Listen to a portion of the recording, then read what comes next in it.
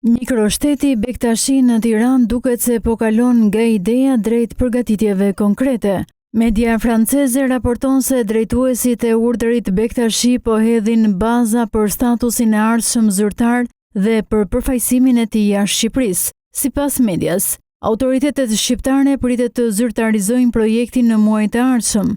Ideja e shpalljes së një enklave sovrane bektashiane në Tiranë u bë publike nga kryeministri Edi Rama në vitin 2024 dhe parashikon një territor prej rreth 11 hektarësh brenda kryeqytetit shqiptar. Por ajo që e bën më të veçantë raportin e fundit janë detajet për strukturat që po përgatiten. Sipas Intelligence Online, drejtuesit Bektashi po shqyrtojnë krijimin e një monedhe të re që do të quhet BEK dhe që mund të lidhet me çmimin e arit.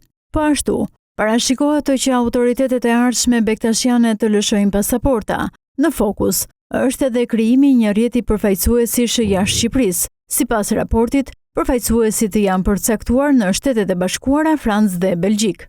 Në qendër të projektit mbetet baba Edmond Brahimaj, i cili vijon të pres delegacione të huaja në selim botrore të bektashinëve në Tiranë. Nëse projekti zyrtarizohet, Shqipëria do të kishte brenda territorit të saj një nga shtetet më të pazakonta në botë, të konceptuar si mikroshtet Bektashi dhe shpesh i krahasuar me modelin e Vatikan Musliman, e që pritet të zyrtarizohet nga autoritetet shqiptare në muajt e ardhshëm.